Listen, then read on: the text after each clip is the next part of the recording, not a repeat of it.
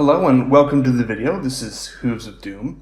I'm excited to do another army overview video. I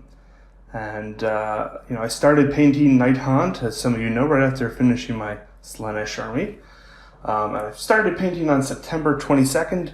It's now October 19th, and I finished the last model today. So I'm rather excited to have painted this entire force within a month. This is about 4,565 points, about 119 models.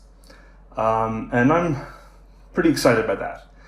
I really kind of pushed it, consistently painting, I think every day. And then also just following kind of the tutorial or the paint scheme by Tyler Mengel.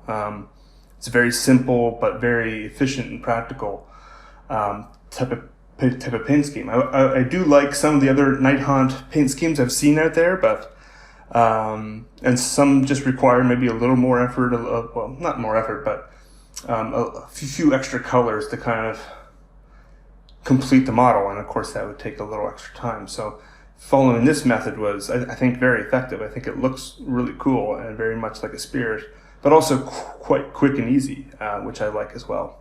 So this is my wife's army.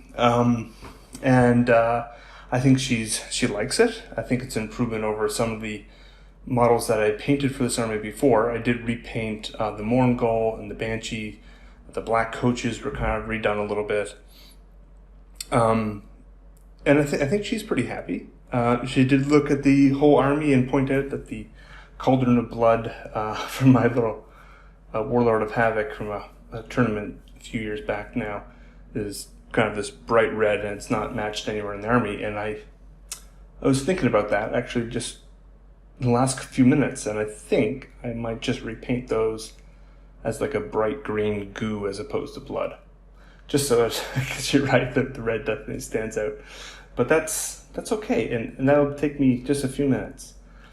It's a great selection of just new and old here, because you have the Banshees. There's 4 old Cairn Wraiths, or Cairn Wraiths. There's black coaches, the old black coaches, Spirit hosts, old Spirit hosts, but plenty of new ones with the Mortarka Grief and Reichnar the Grimhaler and Blade Geists and Chain Rasps and everything. I absolutely love this army. I think it looks very cool, very thematic. I think it'll look great on the table. All in all, just absolutely thrilled to have completed 2 armies this year so far, and I'm looking at my painting deficit. I'm only down by about 3 models versus the ones I've actually purchased this year, so I'm on track, I think, for the first time ever to paint more than I buy, and that is incredibly exciting for me. So look, it's almost the end of October. I have all of November and a good chunk of December to play around with. I'm going to pivot here and focus on my Necrons, and I have every intention, at least, or I think there's every good reason to believe that I can do quite a lot of Necrons here. Again, an army that is pretty easy to paint, large numbers, and that's what I need to push for. I'm definitely leaning more into army painting at this point.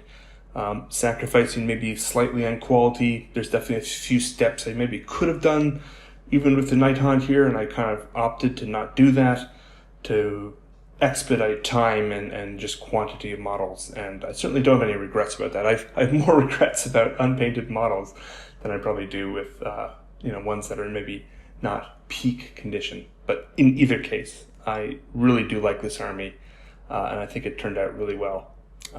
So thanks for watching, and have a good one.